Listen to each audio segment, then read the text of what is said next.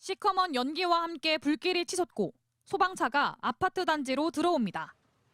불이 난 집 이웃 주민은 몸을 베란다 밖까지 내놓고 필사적으로 물을 뿌립니다. 아들이 밖에서 잡고 물이 세니까 제가 여기서 신랑 잡고 신랑이 몸 반절 빼서. 어젯밤 11시쯤 부산 기장군의 한 아파트 6층에서 폭발음과 함께 불이 났습니다. 팍 가길래 그게 얼마나 컸으면 저 유리문이 다 닫힌 데서 바깥에까지 퍽 소리가. 소방대가 도착해 문을 열어보니 8살, 6살 자매가 의식을 잃은 채 발견됐지만 결국 숨졌습니다.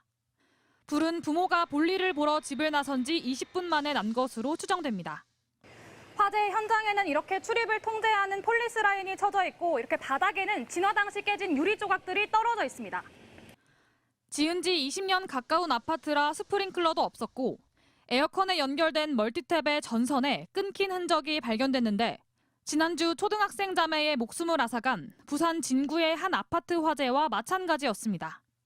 어린이 4명이 잇따라 숨지는 참극이 이어지고 나서야 부산시는 스프링클러 없는 아파트에 대한 전수조사 등 뒤늦은 대책 마련에 나섰습니다.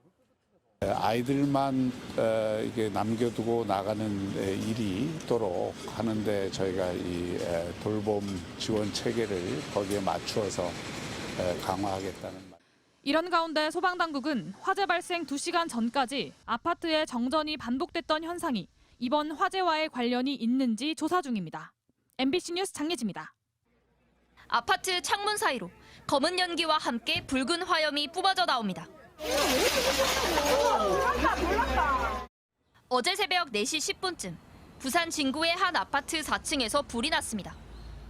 불은 20분 만에 꺼졌지만 방에서 10살과 7살 자매가 의식을 잃은 채 발견됐습니다. 곧장 병원으로 옮겨졌지만 언니는 숨지고 동생은 의식을 찾지 못하고 있습니다. 인사성이 밝아가지고 화면에 보면 꼭 인사하고 하고 자세히 듣다 보니까 그 집이더라고. 그래서 마음이 많이 안 좋았죠. 그래서. 당시 집에는 자매만 있었는데 부모가 청소 일을 하기 위해 새벽 일찍 집을 나선 지 15분 만에 불길이 시작됐습니다.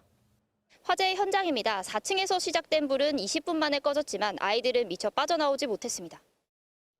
지어진 지 30년이 지난 아파트여서 해당 층엔 스프링클러도 없었습니다. 혹시 모르니까 두드렸거든요. 답이 없으니까 이렇게 했는데 열어졌어요. 근데 그때 이제 검은 연기 확 나오니까 애들만 있는 줄 알았으면 어떻게 해서라도 했을 건데. 불은 거실에서부터 시작된 걸로 추정됩니다. 화재 패턴을 봤을 때 거실에서 먼저 이렇게 화재가 크고 그렇게 주방이나 방으로. 이들 가족은 올해 초 경제적으로 어려운 상황에 처하면서 부모가 새벽 일까지 나섰던 걸로 전해지고 있습니다.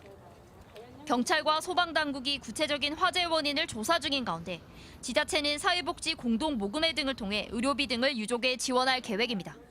MBC 뉴스 유태경입니다.